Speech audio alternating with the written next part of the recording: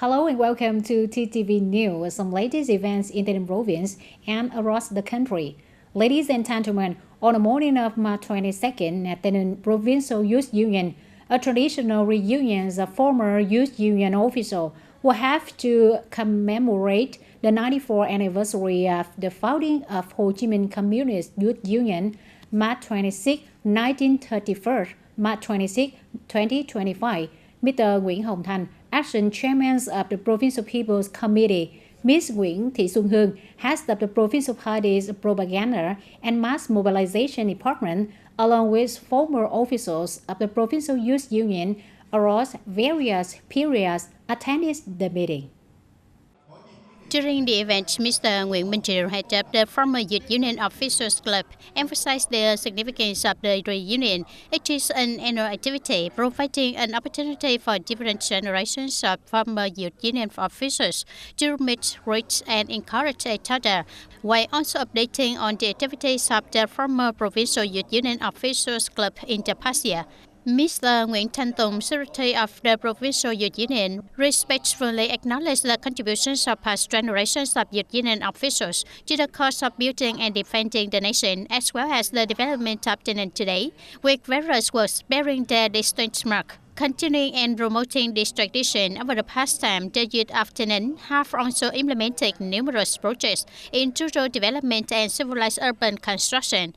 The youth of TayNinh continue to strive to cultivate virtues, enhance skills, and actively study and follow Ho Chi Minh's ideology, morality, and style to build a layer-up of both red and specialized youth union officers, contributing to the development of the homeland and the country. In the warm atmosphere of the reunion, the former Provincial Youth Union officers also shared many memories and participated in the birthday celebration for the Youth Union on March 26. At the event, the Guild Fund of the Provincial Youth Union presented six gifts, each valued at 2 million Vietnam dong to former Youth Union officers. After nearly 10 months of construction, Hòa Bình Bridge project across Sóc Hòa Hội Canal in Hòa Hội Cam Liêu, Châu Thành district has nearly completed its key section. The new bridge managed by Châu Thành District Investment and Construction Project Management Board was started in June 2024 and is expected to be completed by June 2025. Currently, construction units are focusing on accelerating the progress of completing the foundation and the broad roads at both ends of the bridge. The new bridge has a total length of 450 meters, with the bridge span being 39.3 meters and the broad roads on both sides totaling 410.7 meters. The bridge is designed as a permanent structure made of reinforced concrete with a total height of 12 meters. The project has a total investment of more than 37 billion Vietnam dong. Once completed, it is expected to play an important role in improving transportation connectivity, facilitating the movement of people, goods, and agricultural products in this area.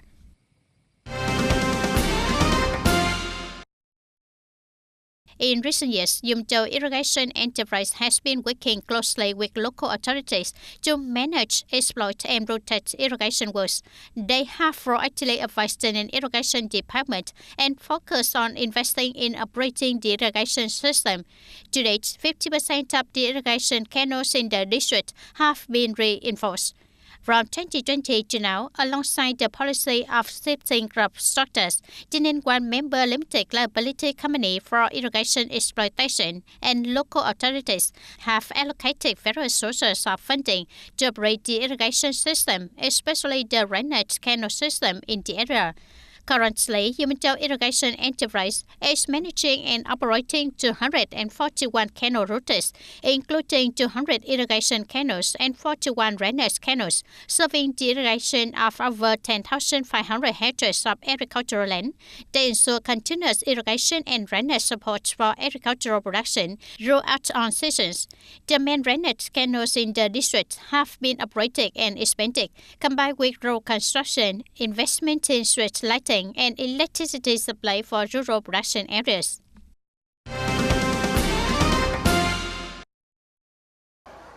On March 22nd, the Youth Union of Tân Hội and Tân Đông communes in Tân Châu District, in collaboration with the volunteer doctors and medical team from Thư Pháp Thiền Tâm Bảo Giác Ngộ in Ho Chi Minh City, organized a social welfare program to support people and children in difficult circumstances. At the event, the team distributed reading glasses and stainless steel walking sticks to the elderly and poor households. They also conducted medical checkups, health consultation, and provided free medicine to 300 people in Tân Hội commune. In addition to encourage and support children facing hardships, the team donated 150 gift packages to Khmer ethnic minority children in our hamlet Tân Đông commune. While the gifts were small, they reflected care and sharing, bringing joy and motivation to the children for their life ahead. Ladies and gentlemen, on March 21st, nearly 100 veterans from the 47 Constellation Battalion Staff of Military Region 7, Brigade 429 of Special Forces, and the 7 Licensed Intelligence Units of the Southern Military Intelligence returned to visit the old battlefield at Ba Đen Mountain, a place that marked a time of struggle and sacrifice, but also heroism. The delegation includes Major General Triệu Xuân Hòa, a hero of the People's Armed Forces and former commander of Military Region 7, and Major General Lê Thái Bê, a hero of the People's Armed Forces and former political commissioner of the 2nd Army Officers School. This visit was organized to commemorate the 50th anniversary of the liberation of Ba Đen Mountain, January 6, 1975, January 6, 2025, and the 50th anniversary of Tây Ninh Province liberation, April 30, 1975, April 30, 2025. The veterans pay tribute at the memorial monument dedicated to the fallen heroes at the monument house named after the Heroic Unit 7, located in Tân Đông Hamlet, Tân Đông Commune City, bowing their heads in remembrance of comrades who sacrificed their life here to bring peace and independence to Tây Ninh. This visit also carried a profound and special meaning for the veterans who had participated in the 31-day and night campaign under heavy bombardment. At 1 a.m. on January 6, 1975, after more than a month of intense fighting, the American South Vietnamese communications base on Ba Đen Mountain was completely destroyed and the mountain was liberated. The stories and images share about the resilience during the 13 years of hard-fought battles on Ba Đen Mountain rekindled the flame of patriotism and national pride for each veteran as well as for the younger generation today. This year marks a significant event organized by the party and state, and we come together to remember. Since the liberation, our lives have steadily improved. Although the early years were difficult, the party, the state, and the people of Tây Ninh have remained determined to overcome difficulties, leading the life of our people forward. Coming back here, I remember my comrades from the past.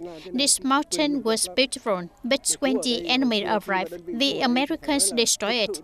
Our homeland was beautiful, and when my unit was here, we had to rely on the people for food and shelter. The locals help us a lot, so for me, Tây Ninh is a place full of rich memories. Tây Ninh is like my second home. Through this visit, the veterans not only relive their heroic memories, but also convey a message to the youth about the value of independence, freedom, and the sacrifice made by previous generations. Those of us living in peace today must appreciate what our ancestors contributed and sacrificed, working together to contribute to the prosperous development of our localities. Continue the program with domestic news. Ladies and gentlemen, the educational relationship between Vietnam and France has been increasingly developing, particularly the cooperation between Vietnam and the IUT Institute of Technology at the University of Montpellier. During a meeting with the Vietnamese ambassador to France, the director of IUT, Bezier, Mr. Jerome Aze, expressed his satisfaction with welcoming Vietnamese students, mainly in the fields of commercial engineering, multimedia information, and the Internet. A central aspect of this cooperation is the excellent achievements of Vietnamese students at the Institute of Technology. The school plans to expand student exchanges in the fields of digital marketing and sales marketing. IUT Bezos is also developing a department for robotics, artificial intelligence, and an engineering training program in the field of hydrogen production, aligning with Vietnam's development direction.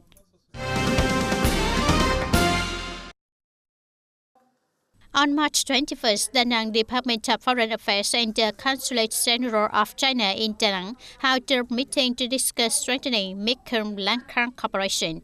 At the meeting, the Chinese Consul General in Da Nang, Zhang Biyu, noted that Mekong-Lancang cooperation is a new regional cooperation mechanism based on the principles of consultation, construction, and shared responsibility among 6 countries, aiming to enhance neighborly friendship, promote substantive cooperation, develop the economy and society of the riparian countries, and improve the well-being of the people.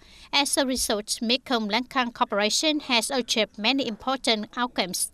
Acknowledging the feedback, Mr. Nguyễn Xuân Bình, Director of the Da Nang Department of Foreign Affairs, expressed a desire to further strengthen the cooperation between localities in China and expand projects on climate change mitigation and adaptation, as well as sustainable water resource management. He also emphasized the need to enhance tourism connections between Mekong-Lancang countries. The audience, the rice economy has been playing a crucial role in Vietnam's economy. This sector currently contributes around 51% of GDP and more than 30% of national purchase revenue. Therefore, it is necessary to create momentum to have the rice economy grow strongly and make positive contribution to achieving the economic growth targets of 8%. The private economy sector or private enterprises currently employ over 85% of the country's labor force. The biggest challenges facing this sector today include investing in technology, accessing capital, and benefiting from preferential policies. This is especially true for labor-intensive enterprises such as garment production and export businesses. Most private enterprises in Vietnam are small and medium-sized, even micro-sized businesses. Therefore, they need to be provided with favorable conditions and, in some cases, special policies to access development resources.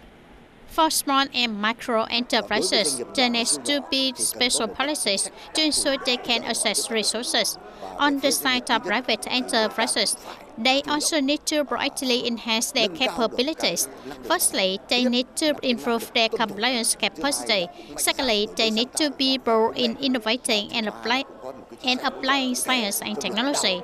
Thirdly, there should be policies supporting skills training for workers.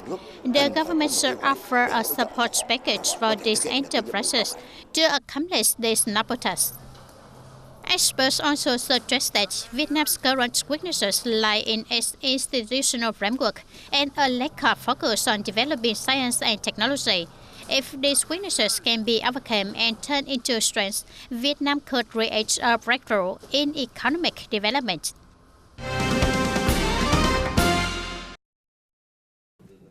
On March 21st, during a meeting with Task Force Number 7, which oversees the deployment of public investment for 2025 across 9 central ministries and agencies, Deputy Prime Minister Mai Văn Chính emphasized the importance of clarity in implementation.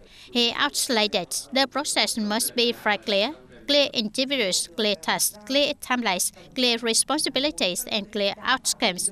A report from the Ministry of Finance showed that as of February 28, 5 ministries and central agencies had fully allocated their assigned budget plans. However, 4 ministries and agencies had not fully allocated their funds, with approximately 48.07% of their allocated investment capital still unallocated, accounting for 2.74% of the national unallocated capital.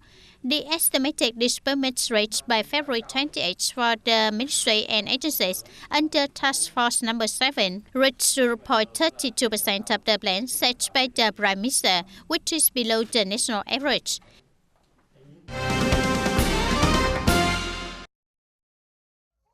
On March 21st in Guangdong Camille, Guangzhou District, Quảng Province, Honla Port Joint Stock Company held the groundbreaking ceremony for the Honla International Multi-Purpose Port Project. The project consists of two phases with a total investment of 2,299 billion Vietnam dong, covering an area of 39.22 hectares. It aims to serve the Honla economic zone, industrial zones in Quảng Bình Province, and facilitate cargo transshipment to the Lao People's Democratic Republic and northeastern Thailand. Speaking at the ceremony, the chairman of Quảng Bình Provincial People's Committee, Trần Phong, emphasized that the Honla International Multi-Purpose Port is one of the key ports with strategic significance for the national socio-economic development in general and Quảng Bình Province in particular. The port plays an important role not only in cargo transport but also in receiving international cruise ships, opening opportunities for coastal tourism development, and contributing to sustainable growth for Quảng Bình Province. Ladies and gentlemen, as the lifeblood of the economy, the banking sector has introduced a number of mechanisms and policies, especially credits with a reasonable interest rates, to have businesses expand production and enhance their competitive capacity. Speaking at the seminar, Bank Capital Contributing to Boosting the Private Sector Economy, held on March 21st in Hanoi, the leadership of the State Bank of Vietnam stated that small and medium-sized enterprises are the priority for lending with short-term loans in Vietnam dong at a lower interest rate than normal business sectors, currently at 4% per year. Although the private sector has experienced strong development, most businesses are small and medium-sized with limited financial potential and competitive ability. Therefore, to solve the capital problem for these businesses, the State Bank of Vietnam will direct commercial banks to implement a series of preferential capital policies to promote the development of the private sector. It can be said that currently and in the future, aside from existing policies, we are studying stronger policies. This topic will certainly need to be discussed further. Businesses themselves must try to their best, and credit institutions must try their best. The symbiotic relationship needs more discussion. As of the end of 2024, there are 100 credit institutions with outstanding loans to small and medium-sized enterprises with a total outstanding balance of 2.74 trillion Vietnam dong, an increase of 10.7% compared to the end of 2023, accounting for 17.6% of the economy's outstanding loans. These are currently nearly 209,000 small and medium-sized enterprises with outstanding loans. And today, TV News wraps up now. Thank you for your attention and see you in the next program.